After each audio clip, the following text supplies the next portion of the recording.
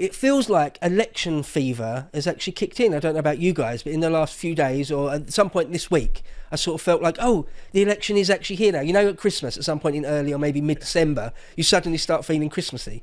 I suddenly started feeling election-y. It's suddenly getting real now. Because it's in early November, right? So it's only like 4-5 weeks away. So it is upon us now. It's only going to start ramping up.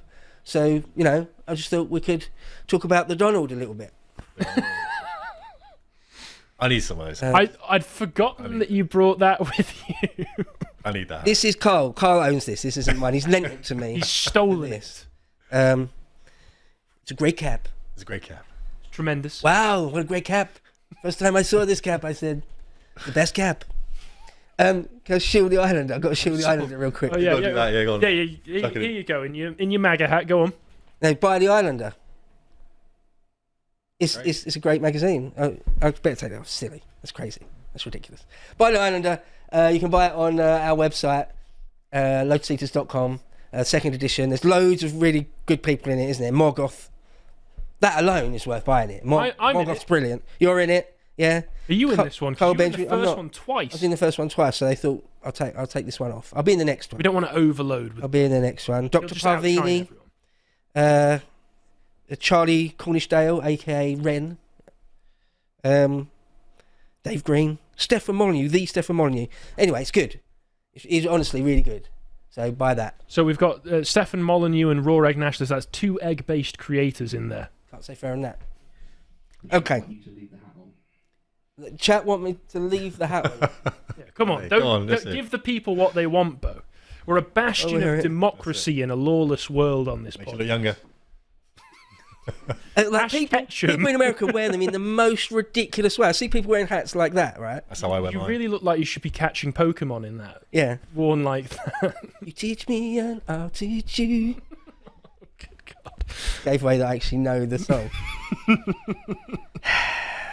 You travelling across the lands, Bo? Searching far and wide. Stop that. Right Stop that. There's enough of that. I'm not in this. Yeah, okay. Okay, let's talk about Trump. Put up the first link I've got there, ready. Trump's saying... Trump is funny, though, right, isn't he? Yeah, he's funny. Dunking he's great. on people. Yeah. So he... we'll just play this link. Let's just watch the whole... This happened, and we all saw what happened, and we see what happened. Kamala was a total disaster yesterday, and at every other interview, she's been just a free fall. I don't know what the hell's going on. She can't do an interview. She doesn't want to do them. Something's wrong. Let's just take a look. Let me just see. We have a little video. You know, we spend all the money on these screens. We want to use them a little bit. Let's play it just for a second. Thank you. The Kamala word of the day is clearly story. It is your story and the story of our friends before you is really, that's the American story, right? In telling your story and being so strong in the way you do it. And both of these stories, for you to tell these stories, this story is a story that is sadly not the only story.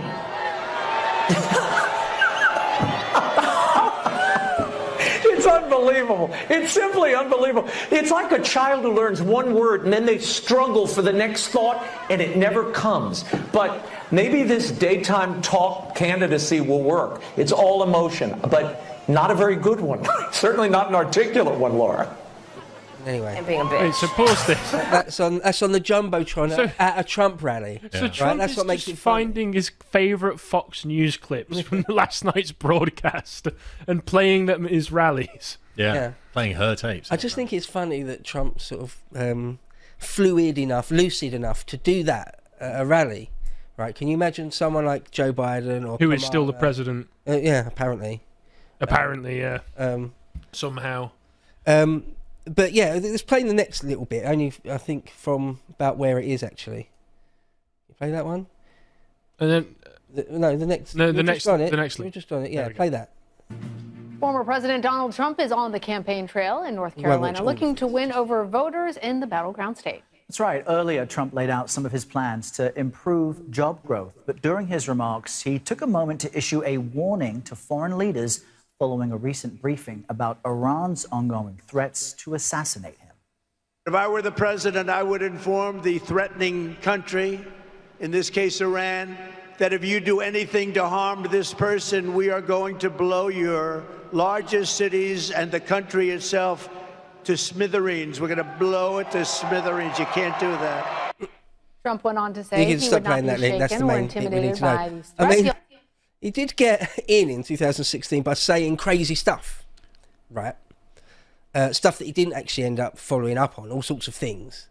Well, I saw a lot of people but complaining about that in particular. that is very strong. Yeah, well, It's very, very strong. It's It like is very strong, blow but up whole cities. that was the rhetoric during his first term as Right. well, if I remember. This is yeah. why today he says that Putin and Gaza, all of these wars going on in the Middle East and in Eastern Europe at the moment wouldn't have happened under him, because under his presidency he did talk tough.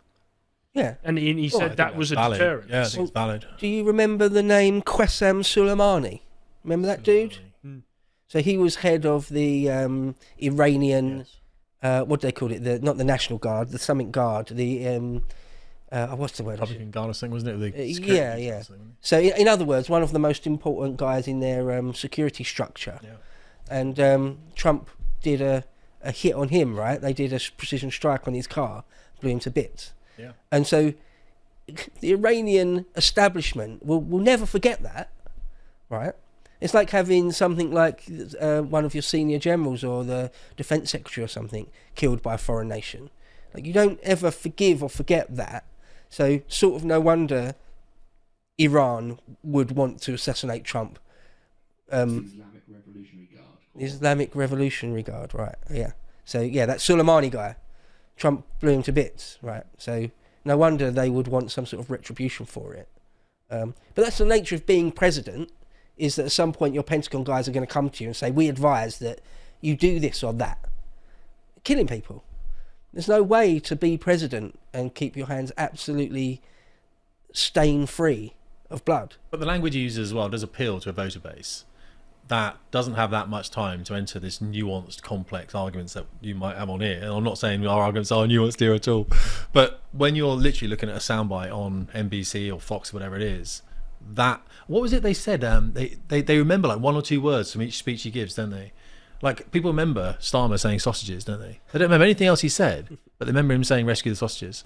And it's that kind of thing. So when you say something dynamic like that, you remember that one thing. Like, he says something about Kamala or whatever, and people remember that one thing. And that's why he does it, because it connects, it links. Yeah. And a lot of this stuff doesn't otherwise. Yeah. So. But I mean, it's quite bellicose. I quite like it. It's fresh. I mean, I'm not a fan of the Israeli government. Don't take that. But yeah, I really don't like the Iranian regime. Many people do, really. I don't. Yeah, I don't think Iranians are that best pleased. Right. Yeah. Yeah. So the mullahs of Tehran. Yeah, I'm glad Trump's bellicose against them. Perhaps, what did he say? Annihilating cities or something. What did he say? Yeah. Yeah. I mean, that's smithereens. Blowing whole cities to smithereens. Oh. That is a bit crazy. Yeah, Donald. but no, he's not meaning that. He's just I know. That's the intent, isn't it? Yeah. But that's what I'm saying. We're in election mode now. Yeah, of course we are. It's election fever time. It's great. It's great. Yeah. Put more Kamala on there, because that's what the Americans need to see. This is what you're going to get next 5 years with Kamala. Just let us speak. Let us speak. Imagine if you've got someone like Kamala or Gavin Newsom or AOC or someone. Yeah. They wouldn't say something like that in a million years, would they? Is that the best they've got, though? That's the best they've got now, isn't it? Yeah. Gavin Newsom, imagine that. My goodness. Let's move on to Trump on immigration. The next link. Samson. Oh, there you go. So, the HuffPo thinks that even the word remigration is completely beyond the pale. Using the word remigration, let alone the concept, just using the word itself is absolutely fascist. Well, as a fascist. Wait, so when as part of evil, when as part of the post-World War II agreements that we had with the Soviet Union, we remigrated, deported all of the Russians back to Russia who were in the West at that point, even the ones who we knew were going to get killed. Was that because were we fascist at the time? Because I thought we probably beat the fascists. I think we are fascist. It doesn't need to make any sense anymore, does it? Everything's fascist. Right? They just use these words. Someone at the Huffington Post. Yeah, they're not interested in historical facts or things that make sense now or anything. It's like racist, isn't it? Everything's racist, everything's fascist. Trump said something and there's a slight window to call him Hitler, so let's do that. Yeah, exactly that. It's sort of this is the word of the day, isn't it? It's the mentality. Yeah, if you scroll down a little bit further, you'll see, read that. Let's read that tweet. Trump put, as president, I will immediately end the migrant invasion of America. We will stop all migrant flights, end all illegal entries, terminate the Kamala phone app for smuggling illegals, revoke deportation immunity, suspend refugee resettlement, and return Kamala's illegal migrants to their home countries, also known as remigration. I will save our cities and towns in Minnesota, Wisconsin, Michigan, Pennsylvania, North Carolina, and all across America. MAGA 2024. Good. How do you do it though? Oh, yeah, you are that. You are the poster boy. How do you remigrate people? It's actually much easier than people. Yeah, it's much easier than people make it sound. Really? Well, yeah, they could do it. I mean, they remigrated all of those migrants that were sent to Martha's Vineyard in a day. So it's actually very easy. It's just whether those in the political establishment have the desire to do so. Okay. They can, in America anyway, a strong president, if he controls Congress and the Senate, could pass legislation. You know, things like the Patriot Act, for example, springs to mind, where they're sort of saying, here's a piece of law, but what it actually says is we can do anything we want. Right. You can pass laws that say, oh no, we're going to give the power to ICE. Or probably the people doing or Homeland. Yeah. Or whatever, or the FBI or whoever saying, no, if we want to deport you, we're going to deport you. So why is this migrant thing hitting all these Western nations at the same time? Because our leaders want it. Yeah, but why do they want it? What is it about? So is it about boosting GDP? Obviously not per capita, but well, it might be a bit to do with that. Diluting the national it might be identity. Genuine, true believers for the ideology of multicultural globalism. But do we really believe that? Because there has to be a unifying reason. I think there are some true believers. I think there's also just malicious reasons for it. I remember. Are we allowed to say Katie Hopkins on it? Yeah. Yeah. Well, okay. Remember, I don't know. Katie Hopkins. She was when she was Daily Mail. She was talking about the Save the Children boats, wasn't she, from Italy? That went to Italy to pick up migrants to bring them back. So it was safer than letting them try and come across. And then the Save the Children boats put these the migrants there, put them all across Europe because it was the most efficient way of making a lot of money at one time was the movement of people. So I guess there's people that are making a lot of money. I'm not saying politicians. I'm saying that people move. Politicians are probably making a lot of money through backdoor channels through it. Yeah. It is a very, very salient, perhaps the most salient question. Why? How have we not answered it yet? I can understand the Nord Stream thing because, all right, people are going to obfuscate and everything. But this is not difficult. There's got to be a reason why we're flooding all the countries with these people. It's got to be something to do with GDP as well as the cultural Marxism, of course. I think it is more ideology. That they see something. Conservatives. When you it was a conservative government. Really, well, they weren't conservative. Well, I know they weren't, but yeah. But you know, someone like Secretary Mayorkas, or here somebody like Keir Starmer, I think they do buy into the very idea that someone like Robin DiAngelo will say come on, no one believes that. There's something wrong with whiteness. There's something wrong with Western civilization. Western civilization itself is a terrible thing and should be dismantled. Shouldn't be allowed to be the leader or the hegemon of the world in any way. It should be prevented from doing that. Right. One way to do it is to dilute the very population. I mean, it sounds crazy, right? But it's in their own words. What they say they're doing. The Frankfurt School developed a lot of it back in the 40s and been implemented in many, many different forms, essentially as a bulwark against fascism. There's the idea that if you let a European country stay its own, to maintain its own demographics, so Germany stays a German nation, England stays an English nation, that this will just inherently breed fascism and imperialism, and so these populations need to be diluted to prevent that. Doesn't answer America, though. Why it's happening in America. Japan's got immigration issues, isn't it? Japan. It's started Never used to. It's an interesting phenomenon. Yeah, it's just an interesting phenomenon. Never used to. Yeah, it used to be a homogenous society, isn't it? But now it's so it doesn't answer America why America's doing. And this is the thing. All I'm saying is there has to be a reason somewhere, and I don't understand what it is. Why allow us? It didn't happen a decade ago. Well, a decade plus. And even pushing it as hard as they possibly can in places like Sweden or Ireland. But Serco buying weird, up houses, right? Serco hotels, putting people in there, giving them money to be here and stuff. Like we want to give them cash. You want them to integrate. You want them to get jobs and work. And is that the reason that we're boosting GDP, because of the low birth rates? I mean, this is, you guys should have this. You should put people on here and work this out. You know, that's it. Work it out. Well, I'm working on something for that, but it's a lot of research. Right. Okay. And I've not got around to writing. Maybe your comments will tell move us. on a bit with some of these links. So, well, it's just, there's more on Trump and remigration, where he was on the phone to a Fox News reporter, just saying a lot of the things he said in the tweet, saying, I will finish the wall and I'll reverse the 1.3 million people Kamala basically let in. That's crazy. Over the last 3 years. I'm just going to send them home. Send them home, basically. Can you play the link where it says BBC, the BBC on Trump? So of course, the sort of lefty establishment media going crazy that Trump sort of dare mention. It's funny to just watch them spurg out, where, an actual leader talking about policies that don't lead as fast as possible to our destruction as a people or as nations. Or even the New Republic, the next link, if you want to quickly click on the next link, get rid of that. It's terrifying. It's a terrifying new plan. Ethnic cleansing. It's ethnic cleansing. They have no it's idea. Ethnic cleansing. They just go immediately to the top tier of the most. That's the next thing.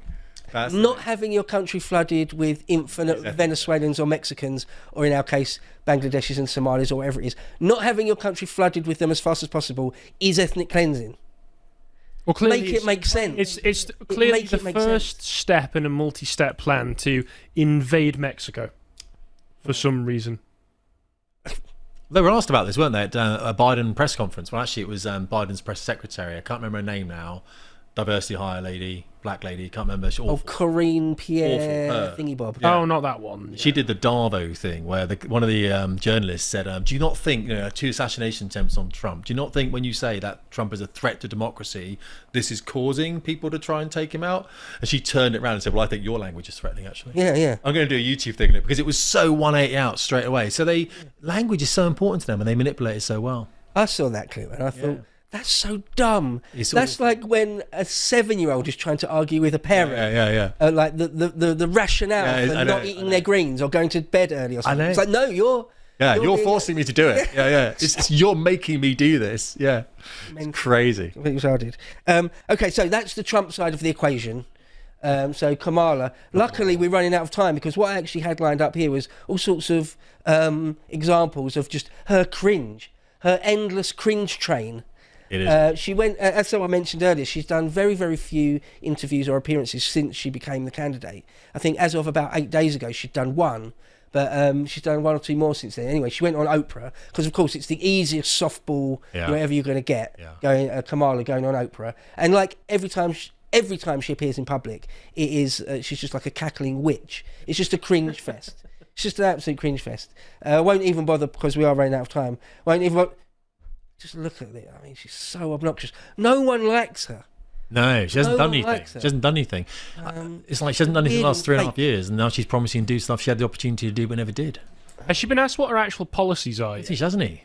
No, Oprah didn't really push that. They haven't got any. She hasn't got anything. And once or twice when they do ask her, like they had someone in the audience asked her about policy, and she just rambled on, just gish gash, just a word salad of nonsense. I assume the policies then will simply be a continuation of the Biden administration policies. Whatever the Biden handlers were telling Biden, they'll just be telling her that now. Because she's part of the same administration. They are. So, and she's been saying that, we're going to turn the country around. You're part of the reason. No, she's the issue with it. That's going to absolutely ridiculous. Undo what I didn't do. And I did have some clips, just compilations of her saying the same things over and over again, like being unburdened by what has been. But it's so obnoxious. I'll spare our audience. She's said that, hasn't she? To be unburdened by what has. I know. It's obviously her soundbite. Like story. She's got a few others of them. Yeah, like to keep saying story. She's got a couple others of them, like talking about how she grew up in a middle class family. Right. I'm from a middle class family. Have you worked out she's either black or she kept flip flopping between the two, didn't she? Sometimes she does a black voice, like an urban black voice, when that's what she wants to do. Another time she plays that down and pretends to be very sort of mid Atlantic. When she's in Georgia or Alabama, all of a sudden she's from the hood. All right, I see. Right, yeah. Well, one of the last things I'll have to end on was where she flipped for me from being just a completely phony and obnoxious cackling witch to someone of pure evil. Oh, right, On go the on. 1 year anniversary of January 6th, Right. she came out and played this from the beginning. It's only the first sort of 40 seconds I want to play. Samson. Oh, it's not you his can desk. use Oh, the mouse. Use the mouse. it Yeah. never really works. For me. I've got one here. Oh, Mouse Wars. there we go. multiple There we go. I've got it. I've got it. There we Right go. got from the mouse. beginning. They it's often halfway- ask about the from the state of beginning. our democracy, The first sort of about 40 January seconds of 6th. it. That was hard. Certain there you go. dates echo throughout history, including dates that instantly remind all who have lived through them where they were and what they were doing when our democracy came under assault. She's in serious mode right now. Dates that occupy not only a place on our calendars, Pausing for but a gravity. place in our collective memory. December 7th, 1941. September 11th, 2001. And January 6th, I was waiting for that. 2021. What a disgusting thing to say. Go on and watch it. It gets worse. She gets indignant. She gets a bit angry. How can you? It's like, you piece of How are you work. that in? So the first one is an actual declaration of war against the country. The second one is essentially the same thing. Both, mass casualty events. January 6th. Yeah, which was a mass trespass event. I wrote an article, a couple of years ago now, Kamala's Fever Dream, where I talked about this. I said it sort of stuck in my craw, really, that she's sort of spitting in the face of America's war dead, Yeah. stomping on the face of her own war dead. If I read a quick excerpt from it, I said, I suspect to international embarrassment Kamala Harris hasn't spent much time or energy reading accounts from that morning in 1941, i.e. the Japanese sneak attack on Pearl. I suspect she hasn't listened to many of the survivors' eyewitness testimonies. I suspect she even revels in their loss and trauma, as they were nearly all straight white males. I suspect Harris holds their pain in extremely low regard. She must do. How else can she hear the accounts of trapped and doomed men knocking on the bulkheads and half-sunk ships, or the burn victims whose whitened flesh simply sloughed away from their bones, or men who were blown into tiny chunks? How can she equate that with the trespass of January 6th? The only explanation is that she cares nothing for the truth. She cares nothing for the victims and the survivors of Pearl Harbor. She cares nothing for US history. She cares nothing for those among us who see through her sickening narrative. She is happy to look us in the face and gaslight us in the most appalling way possible. I go on and on to say, read it, it's a good article. Go on and on just to say that they're divorcing themselves from reality, divorcing themselves from history, being unburdened by what has been. Very, very deliberately. Yeah. Because for their lies to work, for their narrative to work, relies on people not knowing history properly. Okay. The idea that Pearl Harbor, you can equate Pearl Harbor or 9/11 with January the 6th, that only works if you don't know anything about Pearl Harbor or January 6th.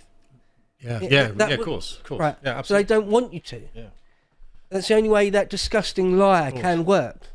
And once a people are divorced from their history, then they're just like a piece of driftwood, a piece of flotsam and jetsam. They could be they can be anything you want them to be now. Yeah, true. You can lie to them endlessly, egregiously, and they've got no way to say, "Oh, that doesn't make sense." Those two things don't equate, because you've robbed them of their history, their past, and their heritage. Yeah, very true. So that thing she keeps saying of being unburdened by what has been is actually extremely pernicious. It's evil. I hadn't thought of it like that. Yeah, it's good. So she's not just an annoying DEI hire. She's evil. It's the Bonhoeffer theory, isn't it? Evil people are predictable, but the stupid ones, you've got to really watch out for them. So hopefully we can still see. Sadly, we're led by stupid, evil people. I hope you appreciated that segment from the podcast The Lotus Eaters, and if you want to see what else we're putting out, you can follow Connor's series, Tomlinson Talks, where he talks to lots of interesting guests, this time with Katie Faust. And if you want to see what else we're putting out, you can follow us on Twitter. Thank you very much for watching, and goodbye.